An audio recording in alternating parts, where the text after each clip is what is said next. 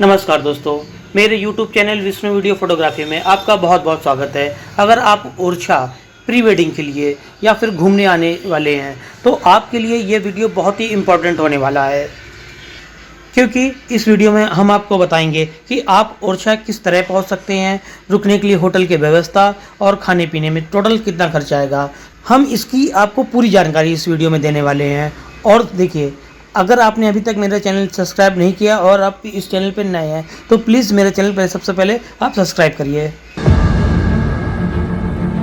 क्योंकि आज के इस वीडियो में हम जानेंगे कि आप ओरछा तक कैसे पहुंच सकते हैं। ओरछा आने के बाद आपको होटल और धर्मशाला कहां पर लेना चाहिए, ओरछा में आपको कहां पर घूमने के लिए जाना चाहिए, और सबसे लास्ट में दोस्तों हम आपको बताएंगे ओरछा की इस जर्नी में आपका टोटल कितना खर्चा होगा। वीडियो बहुत ही ज़्यादा इंटरेस्टिंग होने वाला है, तो वीडियो को लास्ट तक ज़रूर देखिएगा। और अगर आप हमारे चैनल पर नए हैं तो हमें सब्सक्राइब करके सपोर्ट ज़रूर करिएगा। तो चलिए अपनी इस वीडियो को शुरू करते हैं और आपको बताते हैं कि आप ओरछा कैसे घूम सकते हैं। फ्रेंड्स, अगर आप यूपी में कहीं भी अच्छी जगह प्री वेडिंग शूट करना चाहते हैं तो ओरछा से अच्छी जगह कोई हो नहीं सकती है, क्योंकि यह एक पेड लोकेशन है और आप यहाँ 5,000 रुपये दे के पूरे दिन आप बहुत अच्छे से प्री वेडिंग वगैरह शूट कर सकते हैं। सबसे पहले हम बात करते हैं कि आप ओरछा कैसे पहुंचेंगे। बाय ट्रेन ओरछा पहुंचने के लिए सबसे नजदीकी रेलवे स्टेशन है वीरांगना लक्ष्मीबाई जंक्शन, जो कि झांसी का रेलवे स्टेशन है। ओरछा में रेलवे स्टेशन और बस स्टैंड नहीं है। आपको ओरछा पहुंचने से पहले ट्रेन या बस के माध्यम से झांसी तक आना होगा। झांसी से ओरछा की दूरी मात्र 15 किलोमीटर है, जहां पर आप लोकल ट्रांसपोर्ट की मदद से आसानी से पहुंच सकते हैं। झांसी से ओरछा पहुंचने में आपको मात्र 35 से 40 मिनट लगेगा।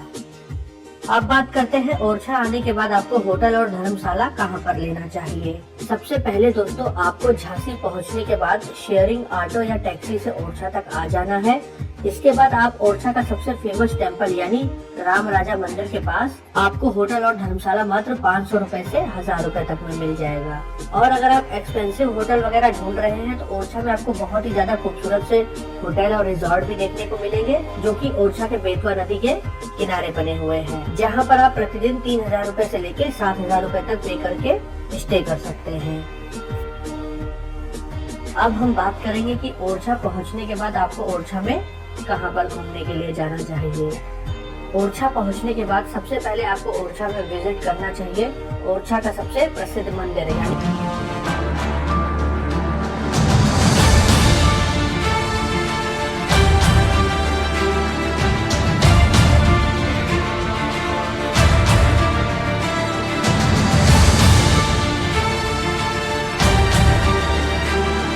जब भगवान को विराजमान करा दिया, भूल गई वो, और बस विराजमान करा दिया तो भगवान बैठ गए, फिर उठे नहीं वहां से। तो ये जो मंदिर बनवाया ये भगवान राम जी के लिए बना था। राम राजा मंदिर में विजिट करने के बाद दोस्तों आपको जाना चाहिए राम राजा मंदिर के जस्ट बगल में बना हुआ चतुर्भुज मंदिर।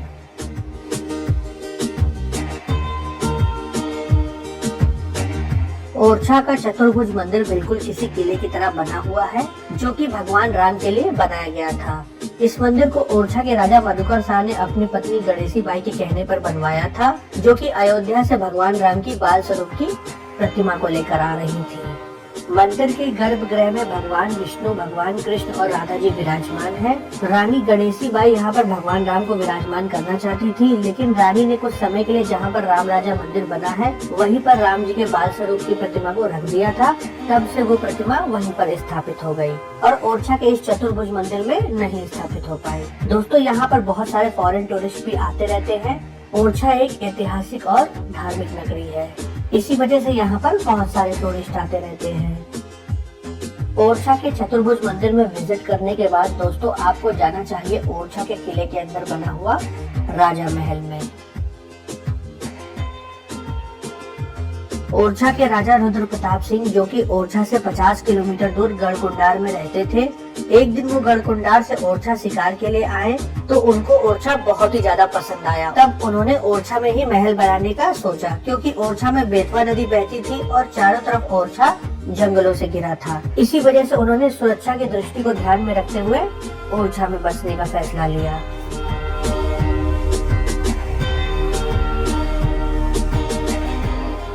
दोस्तों इस किले को बने लगभग 500 साल हो चुके हैं, लेकिन आज भी ये किला उतना ही ज्यादा खूबसूरत लगता है।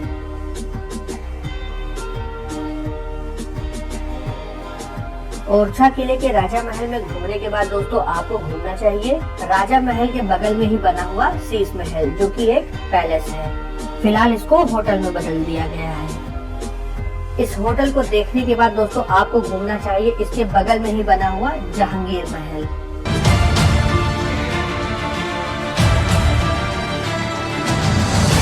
बुंदेला राजा वीर सिंह जोदेव और अयास मुगल बादशाह जहांगीर की दोस्ती पूरे बुंदेलखंड में चर्चित थी। बुंदेला राजा ने जहांगीर के लिए इस खूबसूरत महल का निर्माण करवाया था, जिसमें 236 कमरे हैं। इस महल में जहांगीर सिर्फ एक रात रुका था। इस महल का निर्माण 1605 में शुरू हुआ था, जो कि 1612 में बनकर तैयार हुआ था। इस महल में 100 कमरे बेसमेंट में बनाए गए थे, जो कि यहाँ के सैनिकों और नौकरों के लिए थे। 100 कमरे इसकी पहली मंजिल पर बनाए गए थे और 36 कमरे ऊपर की तरफ। इस महल का निर्माण राजपूत शैली में किया गया है। दोस्तों ये ओरछा का सबसे खूबसूरत महल माना जाता है, तो जब भी आप ओरछा आते हैं तो ओरछा के जहांगीर महल में विजिट जरूर करें।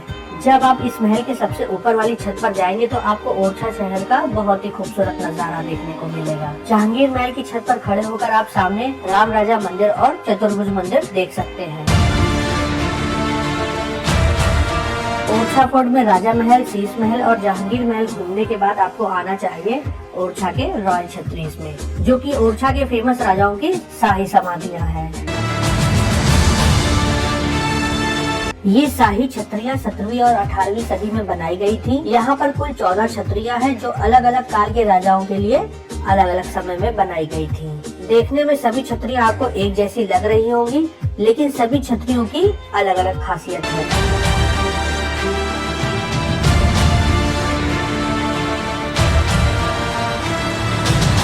जब आप कंचना घाट पर पहुंचेंगे तो यहाँ पर बोटिंग और राफ्टिंग भी होती है। अगर आप बोटिंग करना चाहते हैं तो आपको 100 रुपए देने होंगे। अगर आप राफ्टिंग करना चाहते हैं तो आपको 1000 रुपए देने होंगे। रॉयल छत्तीस में विजिट करने के बाद दोस्तों आपको आना चाहिए रॉयल छत्तीस से जस्ट 100 मीटर पहले बेतवा नदी के किनारे।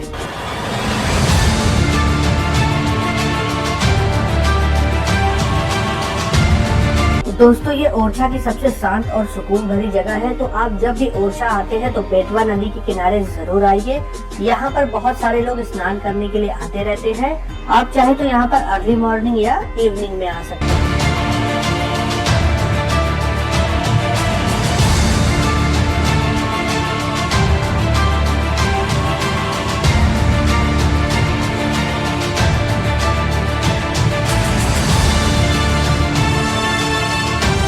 बेतवा नदी मध्य प्रदेश की पूजनी नदी है। इस नदी का उल्लेख महाभारत में सुनने को मिलता है। महाभारत काल में बेतवा नदी को वेत्रावती नदी के नाम से जाना जाता था। ये नदी यमुना नदी की सहायक नदियों में से एक है और इस नदी का उद्गम स्थल विंध्याचल की पर्वतमाला के मध्य में स्थित है। दोस्तों मैंने आपको ओरछा के सभी प्रमुख स्थानों के बारे में बता दिया है, जहां पर आपको घूमने के लिए आना चाहिए।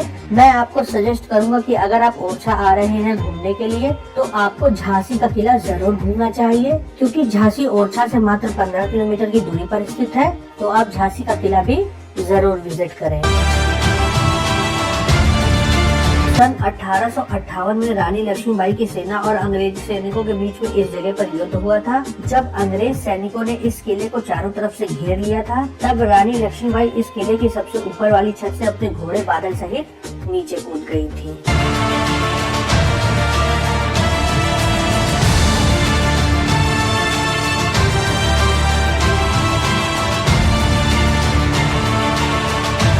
हमारे सामने आप जो इमारत देख रहे हैं, ये इमारत अंग्रेजों ने बनवाई थी।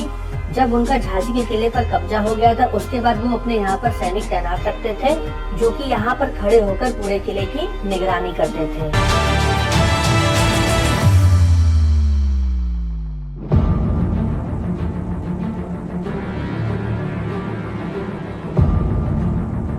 चलिए दोस्तों, अब बात करते हैं ओरछा की इस जर्नी में आपका टोटल कितना खर्चा होगा।